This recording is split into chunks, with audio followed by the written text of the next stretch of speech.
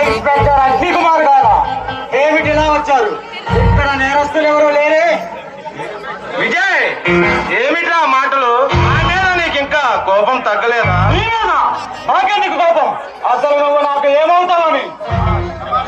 శబాష్ విజయ్, శబాష్. ఒకే రక్తం పంచుకు పుట్టిన తమ్ముడు అన్నయ్యను పట్టుకొని నువ్వు నాకేమవుతావని అడిగితే ఈ అన్నయ్య ఏమని సమాధానం చెప్పగలరా?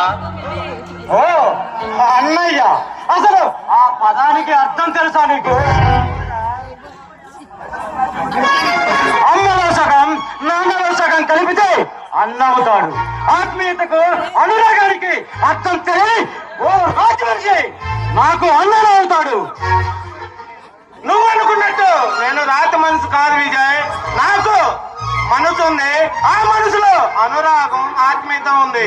ఈ కరుడు కట్టే కాకి బట్టల వెనుక రాతి మనసే కాదు, ప్రేమాభిమానాలు పొంగి పొరుగుతున్న చల్లని హృదయం కూడా ఉందిరా. ఆత్మహత్య చేసుకోవద్దు మిస్టర్ అగ్ని కుమార్.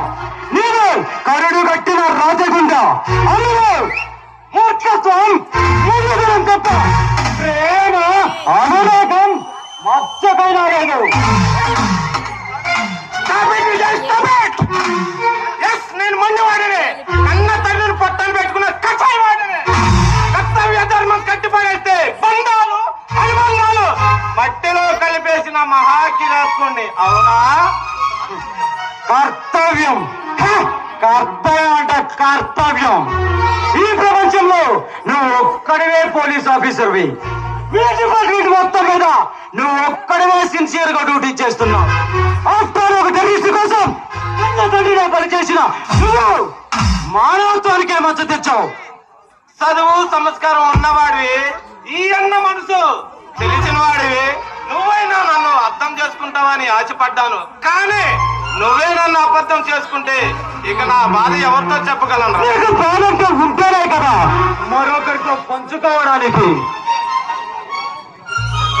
నీకు హృదయంతో ఉంటేనే కదా కన్నీళ్లు రావడానికి. నాకు బాధ ఉందో లేదో, అనుక్షణం ఆవేదంతో రగిలిపోతున్న ఈ గుండె నడుగు, గుండెవాకు గండిపడి కన్నీళ్లు కూడా వెండిపోయాయిరా. మండుతున్న మనసు, రగులుతున్న గుండె ఆత్మీయత కోసం అలమటించిపోతున్నాయి. అన్నయ్యని ఒక్కసారి పిలవరా, ఈ జన్మకు ఈ ఆనందం చాలని తృప్తి పడతాను. నువ్వు ప్రాణాలకు తెగించి ఇబ్రహీం అనే టెర్రరిస్ట్ ను పట్టుకున్నావు. వాళ్ళ నాయకుడు మన తండ్రిని కిడ్నాప్ చేసి ఆ ఇబ్రహీం ను వదలకపోతే నాన్నని చంపుతానని బెదిరించాడు. అన్న తండ్రిని వదులుకోవడానికి సిద్ధపడ్డావే తప్ప ఆ టెర్రరిస్టులు మాత్రం వదలలేదు.